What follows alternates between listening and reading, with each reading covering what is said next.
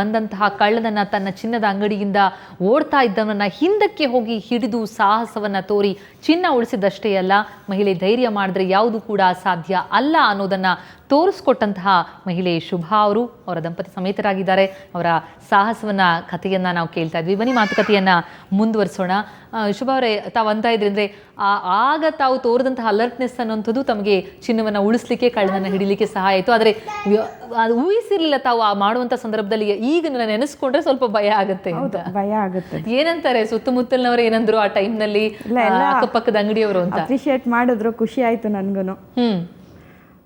ತಕ್ಷಣ ಓಡ್ ಬಂದ್ರು, ಹಿಡಿದ್ರು, ಅವರು ತಮಗೆ ಸಹಾಯ ಮಾಡಿದ್ರು. ಆ ನಂತರ ಯಾವ ರೀತಿಯ ರಿಯಾಕ್ಷನ್, ಏನಂತ ಇದ್ರು ಅವ್ರಂಗೆ ಅಂತ? ಇಲ್ಲ, ಈ ತರ ಅನ್ಕೊಂಡಿರ್ಲಿಲ್ಲ, ನಿನ್ನ ನೋಡಿದ್ರೆ ಬಾರಿ ಜೋರಿದ್ಯಾ ಅಂತೆಲ್ಲ ಅಂದ್ರು. ಒಂದ್ ರೀತಿಯ ಖುಷಿ ಆಗತ್ತಾ? ಹೌದು, ಖುಷಿ ಆಯ್ತು. ಅವಾಗ್ಲೇ ಸ್ವಲ್ಪ ಭಯ ಆಯ್ತು ಎಲ್ಲ ಆದ್ಮೇಲೆ ತಕ್ಷಣಕ್ಕೆ. ಆಮೇಲೆ ಸ್ವಲ್ಪ ರಿಲ್ಯಾಕ್ಸ್ ಆದೆ, ಖುಷಿ ಆಯ್ತು. ಎಸ್, ಜಗದೀಶ್ ಅವರೇ, ತಮ್ಮ ಸುತ್ತಮುತ್ತಲಿನವರು ಅಥವಾ ಫ್ಯಾಮಿಲಿ ಮೆಂಬರ್ಸು ಏನಂತಾರೆ ಈಗ ಅಂತ? ಇಲ್ಲ, ನಾನು ಅವ್ರಿಗೆ ಮೊದಲು ನಮ್ಮ ಪಕ್ಕದ ಅಂಗಡಿ ಇಬ್ರು ರಮೇಶ್ ಅಂತ ಇದ್ದಾರೆ. ರೈಟ್ ಸೈಡಲ್ಲಿ ಇರೋ ಶಾಪು ರಮೇಶ್, ಲೆಫ್ಟ್ ಸೈಡಲ್ಲಿ ಇರೋದು ರಮೇಶ್ ಅಂತ. ಅವರಿಬ್ರು ತುಂಬಾನೇ ಸಪೋರ್ಟ್ ಮಾಡಿದ್ದಾರೆ. ಆ ಟೈಮಿಗೆ ಬಂದು ಅವರೆಲ್ಲ ಅವರು ಮುಂಜಾಗ್ರತೆ ತಗೊಂಡು, ಅವರು ಇನ್ಸಿಯೇಷನ್ ತಗೊಂಡು ಅಲ್ಲಿ ಮುಂದೆ ಓಡಾಡಿ ಅವನ್ನ ಪೊಲೀಸ್ ಫೋನ್ ಮಾಡಿ ಅವನ್ನ ಹಿಡಿದು ಕೊಟ್ಟಿದ್ದಾರೆ. ಜೊತೆಗೆ ಅವ್ರಿಗೆ ನಾನು ಥ್ಯಾಂಕ್ಸ್ ಹೇಳ್ಬೇಕು. ಈ ಸಮಯದಲ್ಲಿ ಅವ್ರನ್ನ ನೆನ್ಸ್ಕೊಂಡ್ಲೇಬೇಕು, ಅವ್ರಿಗೆ ಥ್ಯಾಂಕ್ಸ್ ಹೇಳ್ತೀನಿ ನಾನು. ಇನ್ನೊಂದು ಅಂದರೆ ನನ್ನ ವೈಫ್ಗೆ ಥ್ಯಾಂಕ್ಸ್ ಹೇಳಲೇಬೇಕು. ಯಾಕೆಂದ್ರೆ ಗಂಡ ಕಷ್ಟ ಬೀಳ್ತಾ ಇದ್ದಾನೆ ಅಂದ್ಬಿಟ್ಟು ಅವಳು ಕೂಡ ಸಪೋರ್ಟ್ ಮಾಡ್ತಾ ಇದ್ದಾರೆ. ಇಬ್ಬರೇ ಇರೋದ್ರಿಂದ ನಾನೇನಾದ್ರೂ ಆಚೆ ಹೋದ್ರೆ ಆಕೆನೇ ಬಂದು ನೋಡ್ಕೊಡೋದು. ಸೊ ಆ ಒಂದು ಇದು ಹೋಯ್ತು ಅಂತ ಕೂತ್ಕೊಳ್ಳಿಲ್ಲ ಅವಳು. ಕರೆಕ್ಟ್, ಹೋಯ್ತು ಅಂತ ಹತ್ಕೊಂಡು ಕೂತಿದ್ರೆ, ಸುಮ್ಮನೆ ಕೂತಿದ್ರೆ ಅದು ಹೋಗೋದು, ಅವ್ನ ಕಳ್ಳನು ಎಸ್ಕೇಪ್ ಆಗ್ತಾ ಇದ್ದ. ಆ ಕ್ಷಣದಲ್ಲಿ ಆ ಮಗುನು ಬಿದ್ದೋಗಿದೆ. ಅವರು ಜಂಪ್ ಮಾಡ್ಬೇಕಾದ್ರೆ ಮಗುಗೆ ಕಾಲ್ ಟಚ್ ಆಗಿ ಬಿದ್ದೋಗಿದೆ. ಅದನ್ನು ಅವರು ಲೆಕ್ಕಿಸದೆ ಹೋಗಿ ಹಿಡ್ದಿದಾರಲ್ಲ, ಅದಕ್ಕೆ ಹೆಮ್ಮೆ ಅನ್ಸುತ್ತೆ. ಇಂಥ ಹೆಂಡತಿ ಪಡೆದಿರೋದಕ್ಕೆ ನನಗೆ ಹೆಮ್ಮೆ ಅನಿಸ್ತಾ ಇದೆ. ಇನ್ನು ನಿಮಗೆ ಇನ್ನಷ್ಟು ಆನೆ ಬಲ ಬಂದಂತಾಗಿದೆ. ಹೌದು. ಎಸ್, ಶುಭಾ ಅವರೇ, ಮಗು ಬಿದ್ರು ನಾವು ಆ ಸಂದರ್ಭದಲ್ಲಿ ನಿಮಗೆ ಅಂದ್ರೆ ಯಾವುದು ಅಲ್ಲಿ ನೀಡಿತ್ತು ಅದಕ್ಕೆ ತಾವು ಸ್ಪಂದಿಸ್ಲಿಕ್ಕೆ ಮುಂದಾದ್ರಿ ಅಂತ ಅನ್ನೋದು ಬಹಳಷ್ಟು ಜನರಿಗೆ ಇದು ಅಸಾಧ್ಯ ಆಗೋದಿಲ್ಲ ಅನ್ಕೋತೀನಿ ಅಂತ. ಹೌದು, ಎಲ್ಲ ಸ್ವಲ್ಪ ಪಾಪು ಕಡೆ ಕಾನ್ಸಂಟ್ರೇಟ್ ಮಾಡ್ತಾರೆ ಆ ಟೈಮಲ್ಲಿ. ಕರೆಕ್ಟ್. ಇವನ್ ಬಿದ್ದಿದ್ದು ನನಗೆ ಗೊತ್ತಿಲ್ಲ. ಆಮೇಲೆ ನಾನು ವಿಡಿಯೋ ನೋಡಿದ್ಮೇಲೆ ನಾನು ಕಾಲ್ ಟಚ್ ಆಗಿ ಬಿದ್ದವನು ಹೆದ್ರುಕೊಂಡವನು ಬಂದು ಅಳ್ತಾ ನಿಂತಿದ್ದ. ಆಮೇಲೆ ನಾನು ಚೈನ್ ಕಿತ್ಕೊಂಡು ಬಂದು ನೋಡಿದಾಗ ಫುಲ್ ಹೆದ್ರುಕೊಂಡ್ಬಿಟ್ಟಿದ್ದ, ಅಳ್ತಾ ನಿಂತಿದ್ದ. ಅವಾಗ ಬಂದು ಎತ್ಕೊಂಡೆ, ಪಕ್ಕದ ಆಂಟಿನ ಎತ್ಕೊಂಡು ಸಮಾಧಾನ ಮಾಡಿದ್ರು. ಆಮೇಲೆ ಎತ್ಕೊಳಕ್ ಹೋದಾಗ ತಪ್ಕೊಂಡು ಹತ್ಬಿಟ್ಟ ನನ್ನ. ಫುಲ್ಲು ಭಯ ಬಿದ್ದು ಹತ್ಬಿಟ್ಟ. ಸಮಾಧಾನ ಮಾಡ್ದೆ, ಏನೂ ಆಗಿಲ್ಲ ಅಂತ. ನನ್ನ ಕೈಯೆಲ್ಲ ನೋಡ್ಕೊಂಡು, ಅಮ್ಮ ಗಾಯ ಆಗಿದೆ ನಿಂಗೆ ಅಂತೆಲ್ಲ ಹತ್ತ. ಆಮೇಲೆ ಸಮಾಧಾನ ಆದ. ಅಂದ್ರೆ ಆ ಜಟಾಪಟಿಯಲ್ಲಿ ಗಾಯ ಆಯ್ತಾ ತಮ್ಗೆ? ಗಾಯ ಆಯ್ತು, ಕೈಗೆ ಗಾಯ ಆಯ್ತು, ಸ್ವಲ್ಪ ಕಾಲು ಉಳುಕ್ದಂಗಾಗಿದೆ, ಅದ್ ಬಿಟ್ರೆ ಇನ್ನೇನು ಆಗಿಲ್ಲ. ಅಂದ್ರೆ ಅವನ್ನ ಹಿಡಿದು ಎಳಿಯೋದಿಕ್ ನೋಡಿದಾಗ ಅವನು ಫೋರ್ಸ್ ಮಾಡಿ ನನ್ನ ಎಳ್ಕೊಂಡು ಹೋದ. ನಾನು ಬಿಡ್ಲಿಲ್ವಲ್ಲ, ಕೆಳಗಡೆ ಬಿದ್ದೆ. ಅವಾಗ ನನಗೆ ಕಾಲ್ಗೆ ಸ್ವಲ್ಪ ಗಾಯ ಆಯ್ತು, ಕೈ ಮಾತ್ರ ಗೋಡೆಗೆ ತರ್ಚಿದೆ. ಅದು ಆ ಟೈಮಲ್ಲಿ ನನ್ಗೇನು ಗೊತ್ತಾಗಿಲ್ಲ ಹಿಂಗಾಗಿದೆ ಅಂತ. ಆಮೇಲೆಲ್ಲ ನಿಮ್ಮ ಗುರಿ ಇದ್ದಿದ್ದು ಆತನ ಹಿಡಿಬೇಕು ಅನ್ನೋದೇ ನನ್ಗೆ. ಎಸ್, CCTV ಆಮೇಲೆ ನೋಡ್ತೀರಾ ನೀವು? ನೋಡಿದ ತಕ್ಷಣ ತಮ್ಗೆ ರಿಯಾಕ್ಷನ್ ಹೇಗಿತ್ತು, ಏನ್ ಅನ್ಸ್ತು ಅಂತ ಅವಾಗ? ಆ ಟೈಮಲ್ಲಿ ನಂಗೆ ಅಂಗಡಿಲಿ ನೋಡಿದಾಗ ನಂಗೆ ಏನು ಅನ್ನಿಸ್ಲಿಲ್ಲ, ನನ್ಗೇನು ಹಿಂಗಾಯ್ತಲ್ಲ ಅನ್ನೋದೇ ಮೈಂಡಲ್ಲಿ ಇತ್ತು. ಕರೆಕ್ಟ್. ಆಮೇಲೆ ಪೊಲೀಸ್ ಸ್ಟೇಷನ್ಗೆ ಹೋಗಿ ಕಂಪ್ಲೇಂಟ್ ಕೊಟ್ಟು ಮನೆಗೆ ಬಂದು ನೋಡಿದ್ಮೇಲೆ ಈ ತರ ಆಗಿದೆ, ನಾನು ಹಿಂಗ್ ಜಂಪ್ ಮಾಡಿದೀನಿ, ಹಿಡ್ದಿದ್ದೀನಿ ಅನ್ನೋದು ನಂಗೆ ಆಗ್ಲೇ ನಾನು ನೋಡಿದ್ದು. ಬಹುಶಃ ಅವರು ಜಂಪ್ ಮಾಡಿಲ್ಲ ಅಂದ್ರೆ ಹಿಡಿಯಕ್ ಆಗ್ತಿರ್ಲಿಲ್ಲ. ಖಂಡಿತ ಆಗ್ತಿರ್ಲಿಲ್ಲ. ಆ ಟೈಮ್ 2-3 ಸೆಕೆಂಡ್ಸ್ ಎಸ್ಕೇಪ್ ಆಗೋಗ್ತಾ ಇದ್ದ. ನಮ್ಮ ಸ್ಟೇರ್ ಕೇಸ್ ಇದೆ, ಸ್ಟೇರ್ ಕೇಸ್ ದಾಟಿದ್ರೆ ಅವ್ನು ಹಿಡಿಯಕ್ ಆಗ್ತಾ ಇರಲಿಲ್ಲ. ಮೇ ಬಿ ಯಾರೋ ವೆಹಿಕಲ್ ಬೇರೆ ವೆಯ್ಟ್ ಮಾಡ್ತಾ ಇದ್ರು ಅನ್ಸುತ್ತೆ. ಓಕೆ, ಪ್ಲಾನ್ ಮಾಡ್ಕೊಂಡು ಬಂದಿದ್ದ.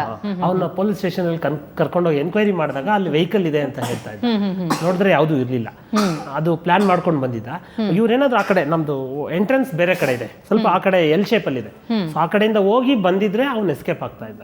ಆ ಟೈಮ್ಗೆ ಇವರು ಯೋಚನೆ ಮಾಡಿದಾರಲ್ಲ, ಜಂಪ್ ಮಾಡ್ಬೇಕು ಮಾಡಿ ಹಿಡ್ದಿದಾರಲ್ಲ, ಆ ಒಂದು ಇದರಿಂದಾನೇ ಅವ್ನು ಸಿಕ್ಕಿರೋದಂಥದ್ದು. ಎಸ್, ನಿಜಕ್ಕಂದ್ರೆ ಅಲರ್ಟ್ನೆಸ್ ಕಾಪಾಡಿದೆ ಆ ಟೈಮ್ಗೆ ಅವರು ಆ ಯೋಚನೆ ಮಾಡಿದಾರೆ, ಅಲರ್ಟ್ ಇದಾರಲ್ಲ, ಅದರಿಂದನೇ ಅದು ಸೇವ್ ಆಗಿದೆ ಅನ್ಕೋ.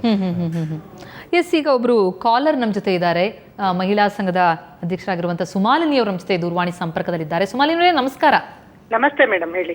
ಸುಮಾಲಿನಿ ಅವರೇ, ಒಂದು ಮಹಿಳೆಗೆ ತೋರಿದಂತಹ ಧೈರ್ಯ, ಅವರ ಅಂಗಡಿಯಲ್ಲಿರುವಂತಹ ಚಿನ್ನ ಜೊತೆಗೆ ನೋಡಿದವರಂತಹ ಮಹಿಳೆಯರಲ್ಲೂ ಕೂಡ ಧೈರ್ಯ ತುಂಬುವಂತಹ ಕಾರ್ಯ ಇದು. ತಾವೇನಂತೀರಿ ಅಂತ ಅದಕ್ಕೆ? ಮೇಡಮ್ ನಾನು ಒಂದ್ ಮಾತು ಹೇಳ್ತೀನಿ, ಇದಕ್ಕೆ ನನಗೆ ತುಂಬಾ ಖುಷಿ ಆಗತ್ತೆ. ಯಾಕೆಂದ್ರೆ ಹೆಣ್ಮಕ್ಳು ಈಗಿನ ಕಾಲದಲ್ಲಿ ಮುಂದೆ ಬರ್ಬೇಕು ಅನ್ನೋದೇ ನನ್ನ ಒಂದು ಇಂಟೆನ್ಷನ್. ಏನೇ ಆದ್ರೂ ನಾವೇ ನಮ್ಮನ್ನ ಹೋರಾಟ ಮಾಡಿ ನಾವೇ ಗೆಲ್ಬೇಕು. ಯಾಕೆಂದ್ರೆ ಈಗ ಆಗ್ತಾ ಇರೋ ಅತ್ಯಾಚಾರ ಇರ್ಬೋದು, ಮತ್ತೆ ಅದು ಅವರಿಗೆ ಲೈಂಗಿಕ ಕಿರುಕುಳ ಎಲ್ಲಾದ್ರ ಬಗ್ಗೆನೂ ಯೋಚನೆ ಮಾಡಿದ್ರೆ ಈ ರೀತಿ ಎಲ್ಲಾ ಹೆಣ್ಮಕ್ಳು ನಾವು ಮುಂದೆ ಬಂದು ನಾವು ಅದನ್ನ ಫೇಸ್ ಮಾಡಿ ನಿಂತ್ಕೊಂಡ್ರೆ ನಮ್ಮಲ್ಲಿ ಈಗ ಕಳ್ತನ ಇರ್ಬೋದು, ಈ ತರ ಕೆಟ್ಟ ಆಲೋಚನೆಗಳಿರ್ಬೋದು, ಮತ್ತೆ ಬೇರೆ ತರದೆಲ್ಲ ನಾವು ಒಂದು ಅದನ್ನೆಲ್ಲ ತಡೆಗಟ್ಟಿ ನಾವೆಲ್ಲ ಹೆಣ್ಮಕ್ಳು ಮುಂದೆ ಬಂದು ಈ ರೀತಿ ನಿಂತ್ಕೊಂಡ್ರೆ ಎಲ್ಲಾದ್ರಲ್ಲೂ ಒಳ್ಳೇದಾಗತ್ತೆ ಅಂತ ನನ್ನ ಒಂದು ಅಭಿಪ್ರಾಯ ಮೇಡಮ್. ಅಲ್ಲ, ಎಲ್ಲೋ ಒಂದು ಕಡೆ ಎದುರುಗಡೆ ಇರೋಂಥವ್ರಿಗೂ ಒಂಟಿ ಮಹಿಳೆ ಅಂತ ಹೇಳಿ ಅದನ್ನೇ ಅವಕಾಶ ಅಂತ ಬಳಸ್ಕೊಳ್ಳಲಿಕ್ಕೆ ಮುಂದಾಗುವಂತವರಿಗೆ ಒಂದು ಪಾಠ ಅಲ್ವಾ ಅಂತ.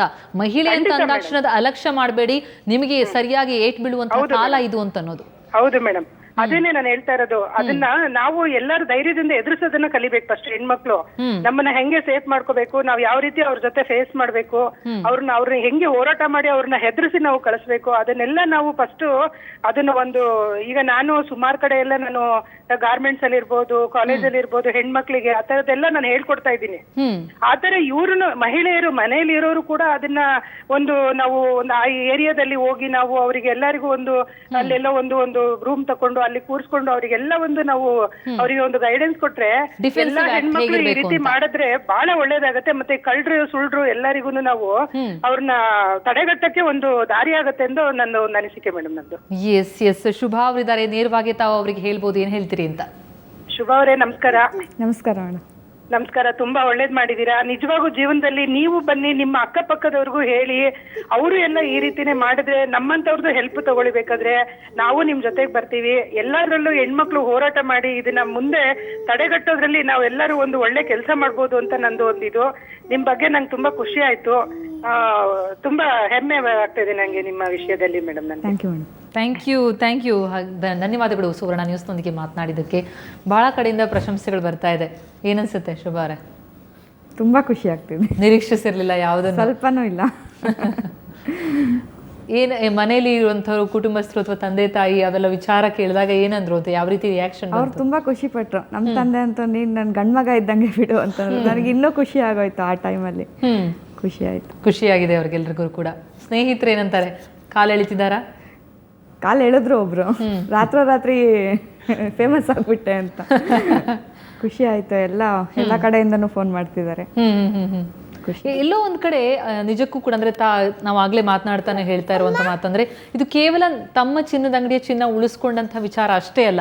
ಹಾಗಾಗಿ ಇದು ಇಷ್ಟು ದೊಡ್ಡದಾದಂತಹ ಚರ್ಚೆಯ ವಿಚಾರ ಆಗಿರುವಂಥದ್ದು. ಯಾಕಂದ್ರೆ ಒಂದು ಹೆಣ್ಣು ಮನಸ್ಸು ಮಾಡಿದ್ರೆ ಏನನ್ನಾರು ಮಾಡ್ಲಿಕ್ಕೆ ಸಾಧ್ಯ, ಒಂದು ಧೈರ್ಯವನ್ನ ತೋರಿದ್ರೆ ಯಾರೇ ಆಗಲಿ ಬಂದಂಥ ಕಷ್ಟ ಎದುರಿಸ್ಲಿಕ್ಕೆ ಸಾಧ್ಯ ಅನ್ನೋ ಸಂದೇಶವನ್ನ ಸಮಾಜಕ್ಕೆ ರವಾನಿಸೋದಿದೆಯಲ್ಲ, ಅದು ಬಹಳ ದೊಡ್ಡದಾಗುತ್ತೆ. ನೋಡಿದಂಥವ್ರಿಗೆ ಎಲ್ಲೋ ಒಂದ್ ಕಡೆ ತಮಗೂ ಶಕ್ತಿ ಬರುತ್ತೆ, okay I can react to it ಅಂತ ಅನ್ನುವಂಥದ್ದು ಆ ಬಲ ಬರುತ್ತೆ. ನಿಮ್ಗೆ ಅನ್ಸುತ್ತಾ ನಾನು ಮಾಡಿದಂಥ ಈ ಆ್ಯಕ್ಟ್ ಅಷ್ಟು ದೊಡ್ಡ ಪರಿಣಾಮ ಬೀರ್ತಾ ಇದೆ ಅಂತ ಅನ್ನೋದ್ರ ಬಗ್ಗೆ ಊಹೆ ಇದೆಯಾ ಅಂತ? ಹೌದು, ಈಗ ನೋಡಿರೋರಿಗೆಲ್ಲ ಒಂದು ಭಯ ಇರುತ್ತೆ. ಈಗ ಅಟೆಂಪ್ಟ್ ಮಾಡೋದಕ್ಕೂ ಯಾವ ಥರನೋ ಏನೋ, ಈಗ ಹಿಂಗಾಗಿದೆ, ಲೇಡಿ ಹಿಂಗೆ ಮಾಡಿದ್ದಾಳೆ, ನೆಕ್ಸ್ಟ್ ಇನ್ಯಾರು ಯಾವ ಥರ ಇರ್ಬೋದು ಅಂತ ಆ ಥರ ಭಯ ಬಂದಿರುತ್ತೆ. ಈಗ ಭಯ ಬಂದಿರುತ್ತೆ ಅಂತ ಭಯ ಬಂದಿರುತ್ತೆ. ಎಸ್, ಅಂದ್ರೆ ಈಗ ನೆಕ್ಸ್ಟ್ ಇಂತಹದೊಂದು ಸಿಚುವೇಶನ್ ಬಂದಾಗ ಅದನ್ನ ಎದುರಿಸಬಲ್ಲೆ ಅನ್ನುವಂತಹ ಧೈರ್ಯ ಇದೆಯಾ? ಇನ್ನೂ ಕಾನ್ಫಿಡೆಂಟ್ ಜಾಸ್ತಿ ಆಗಿದೆ. ಎಸ್, ಬಹುಶಃ ನಿಜಕ್ಕೂ ಒಂದೇ ಒಂದು ಸಮಸ್ಯೆಯನ್ನು ಎದುರಿಸಿದಂತಹ ಕ್ಷಣ ಏನಿದೆ, ಆ ಎದುರಿಸಿದಂತಹ ತೋರಿದಂತಹ ಬಲ ಏನಿದೆ, ಅದು ಮತ್ತೆ ಮತ್ತೆ ಕಷ್ಟಗಳು ಬಂದಾಗಲೂ ಕೂಡ ಅದನ್ನು ಎದುರಿಸಲಿಕ್ಕೆ ಇನ್ನಷ್ಟು ಹುರಿದುಂಬಿಸುತ್ತೆ, ಇನ್ನಷ್ಟು ಧೈರ್ಯವನ್ನು ತುಂಬುತ್ತೆ ಅಂತ ಇದ್ರು ಶುಭಾ ಅವರು.